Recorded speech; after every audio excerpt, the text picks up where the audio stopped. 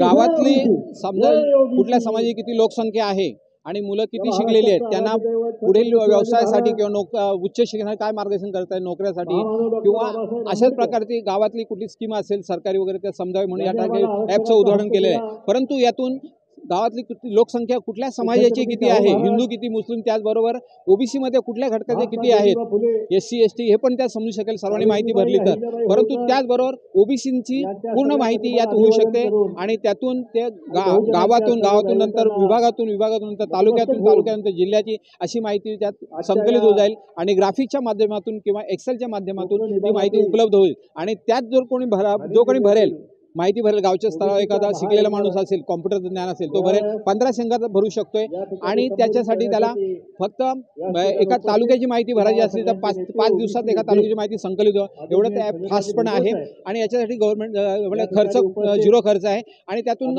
ओबीसींची माहिती किंवा याची माहिती उपलब्ध होऊ शकते। जर शासनाने पुढे जनगणना केली तर त्याच्या अगोदरच माहिती उपलब्ध असेल गाव पातळीवर।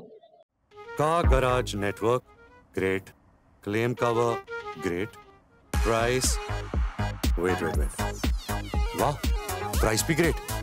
Tata AIG car insurance, trusted नाम, फैंटास्टिक नाम। आता शासन आणि केंद्र त्यांच्याकडे टेक्निकल बाबी आहेत, त्यामुळे जनगणना होत नाहीयेत, परंतु ते ध्येय न ठेवता राष्ट्रीय ओबीसी महासंघ जो बबनराव तायवाडे अध्यक्ष आहेत, तर त्या संघटना झाल्या आपल्या याच्याकडे ओबीसीकडे अशा प्रकारची माहिती असावी आणि त्यातून गाव व्यवस्थापनाचं लक्ष ठेवून अशा प्रकारचं माहिती संकलित करण्याचा प्रस्ताव आहे आणि त्या ठिकाणी त्याचं उद्घाटन आज झालेलं आहे। आरक्षण वगैरे आता फायदा याच्यासाठी फक्त यातून समजू शकेल गावातली लोकसंख्या किती टक्के कुठल्या समाजाची आहे याच्यासाठी। आता आरक्षण हा विषय वेगळा येईल, परंतु यातून समजू शकतो की कोळी समाज किती आहे, आगरी समाज किती आहे, कुणबी समाज किती आहे, त्याचबरोबर SC ST किती आहेत, अशा प्रकारची तिथे उपलब्ध ग्राफिकच्या स्वरूपात किंवा एक्सेलच्या स्वरूपात किंवा रजिस्टरमध्ये कायमस्वरूपी 50 वर्ष टिकेल अशा प्रकारची आहे।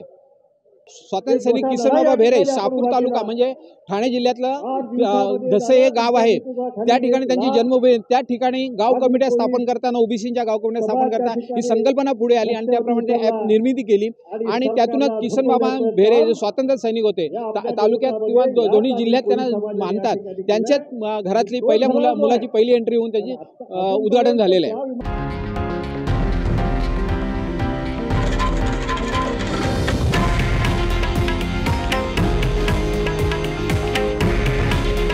हे आहे देशातील नंबर 1 न्यूज नेटवर्क आणि आपण पाहत आहात TV9 मराठी। काळजी तुमची, हित महाराष्ट्राचं।